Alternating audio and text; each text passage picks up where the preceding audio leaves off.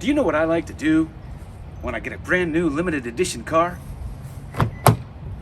With red seats?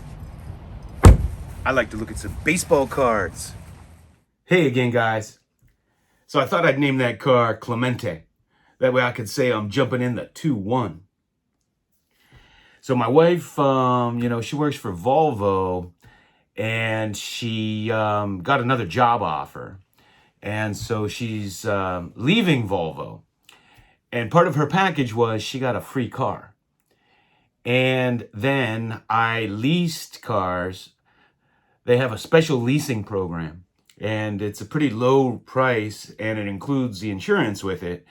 And I take care of my mother's car and my daughter's car.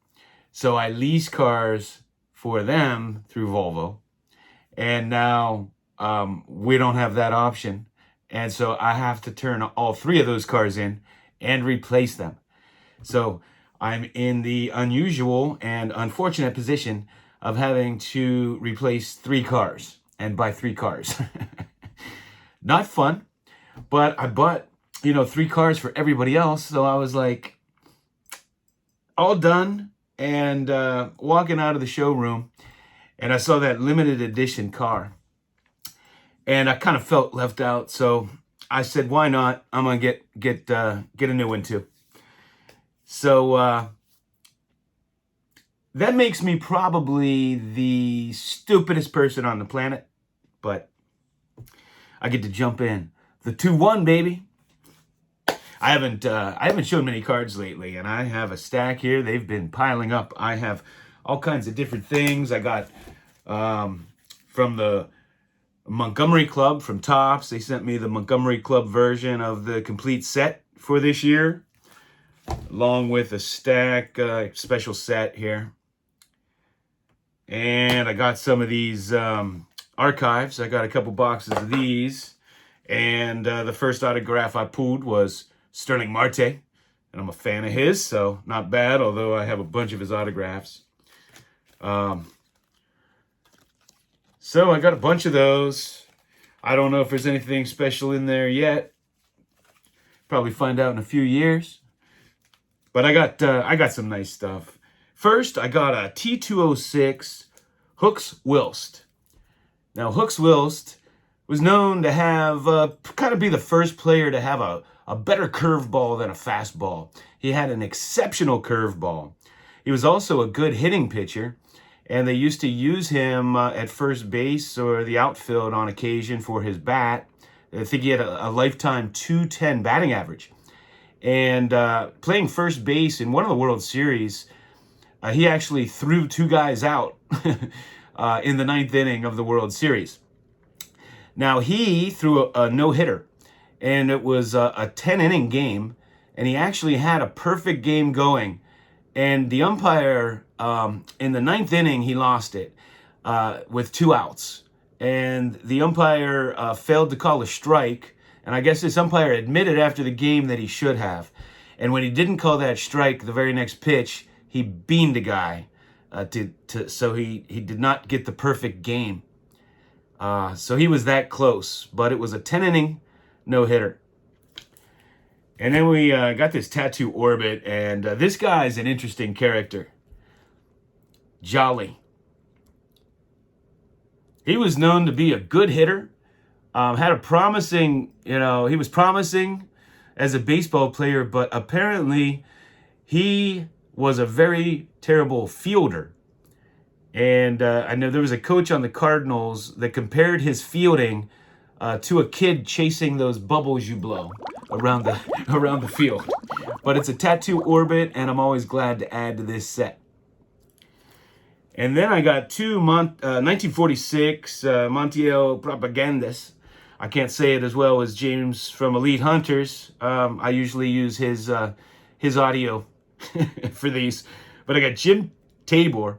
And he was an interesting guy, too. He was a power hitter, a good hitter. He was a colorful character, and I guess he liked to drink and party, and he'd come to the games hungover or drunk. And it was so bad that the team actually hired a private investigator to spy on him to see if he was drinking. But these are tough to find cards, you know, Cuban issue, 1946. And I also got the Joe Cronin. So I'm very happy to add 2 more of these cards to my set. And I got a Gene Tunney here, Churchman Cigarettes. I had a video, I got a note from YouTube saying that my video wasn't appropriate for kids. And I'm laughing, I have it set as not appropriate just in case, right? So I don't even set it that way, but I must have had an old one that I didn't set that way. And I get this note, and it's from a very old video, so they must be just looking at it. And they said that it was, you know, marked as not appropriate for kids, and I got pinged. And I'm like, what is not appropriate about showing baseball cards? And so I watched the whole video, and the only thing I can think of is that I mentioned a cigarette card. I mean, is that how woke we've become? That just mentioning that a card came in a tobacco or a cigarette is offensive and not appropriate for kids. So I don't know, you know, when I was growing up, we used to have toy cigarettes, and they had little powder on them, and you would suck them in and blow the powder. My God, that never happened today. Okay, I got this guy, Björn Salming. Now this was he was like the first Swede to come over and play in the NHL. Europeans didn't come over and play very often, and they weren't welcomed. And they beat the heck out of this guy, and he became a Hall of Fame defenseman. And he was a good two-way player. He once got hit, I think with the stick. I think he got slashed. He had a cut the whole way down his face. And he said, well, at least I still have my eye. He was a tough guy, good hockey player, and I'm happy to add a few of his cards to my collection.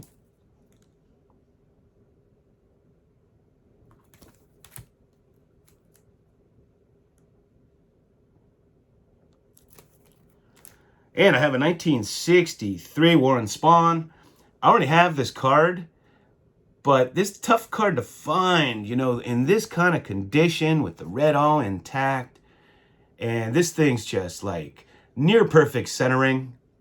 And I just wanted to grab it, especially for the price. 1972 Carl Eller. This is those iron-ons, NLFP, whatever it's called. NFLPA, I think. NFL Players Association, I guess. Does anybody know what this is? Somebody threw this in with a card, and it's a chocolate pound cake, Triple Crown chocolate pound cake, and it has a facsimile signature of Mickey Mantle up there. If anybody knows what this is, let me know. I never saw this before. And what is this, 1969? Roman Gabriel. Great card. I used to hear a lot about him because back when I was in my 20s, I used to hang out with George Blanda. George Blanda's brother, Paul. Used to do a lot of golfing with him and hang out with him, and Bill Mazeroski. He knew all these athletes, and I know he was friends with him as well. And he'd tell me about them. And what else do I have here? I have Harry Suitcase Simpson. And a lot of people think that he got his nickname Suitcase because he traveled to different teams. You know, he was traded a lot. But that's actually not the case. He actually had that nickname before that happened. And my understanding is they called him Suitcase because his feet were so large, they said they were like the size of suitcases.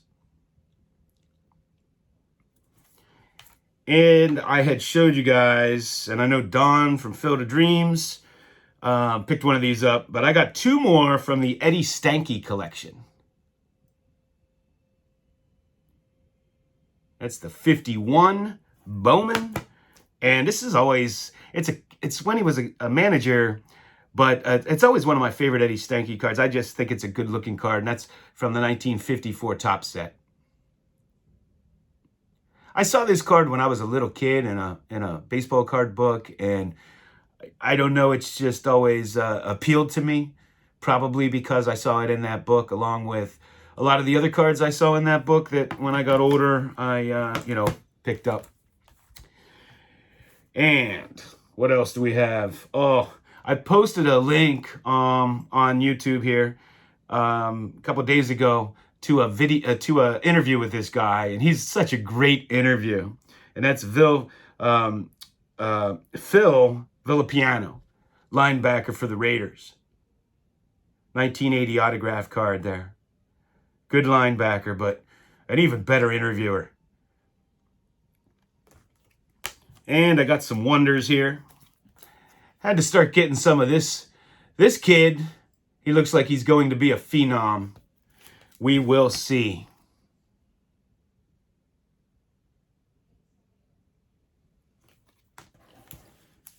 And let's see. I got some modern cards here.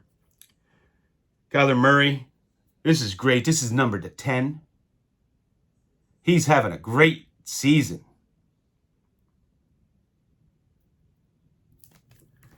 And here's a select rookie card. I love the selects.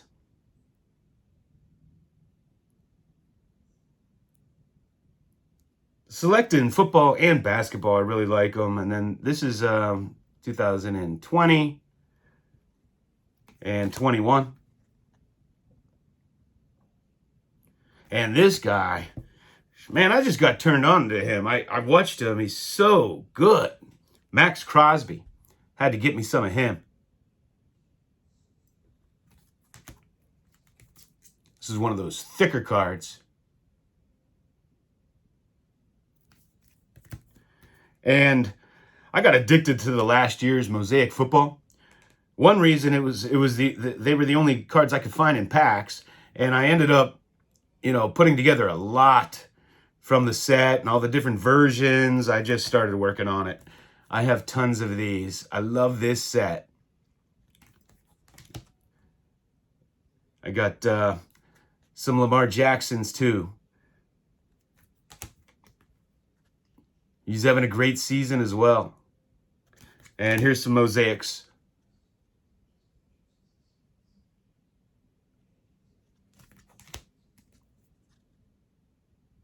All kind of different refractor versions there.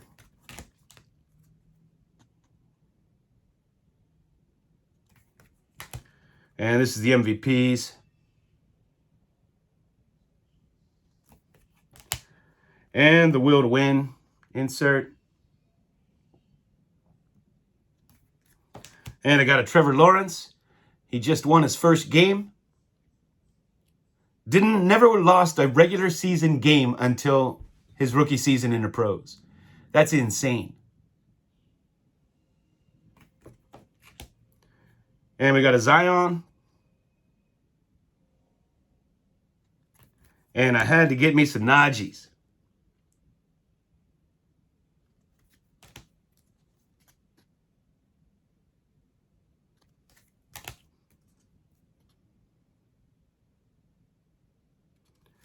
And Brian Hayes, tops now. I actually have a whole stack of these tops nows I haven't shown. And somebody threw this in. It's a numbered Derek Carr. He's another one having a good season. Or he was Jake Getzel. And this is a puzzle back. It's a hockey set I was working on. And straight out of Canada, baby. Got these 1972 Pro Stars. I've shown these before. I have I think all the stars in it, I believe. But I have a big stack of Montreal Expos here. And my man Tim Foley played second base on the shortstop and batted second on my 1979 World Champion Pirates. And this guy was good, and he played against us with Baltimore in that series, and that's Ken Singleton. and Ron Hunt. I'm not sure if he still does, but at one time he held the record. I think he still holds the single season record for getting hit by a pitch. He was known to lean into pitches to get on base. And Steve Rinko. And Bob Bailey. And he came up with my Pirates. And I have a few more here. These are great oversized cards. They're missing the logos. Obviously not licensed. But the Clemente in here in this set is a real unique pose. So is the Johnny Bench. Beautiful Pete Rose. Willie Stargell. Beautiful Reggie Jackson in this set.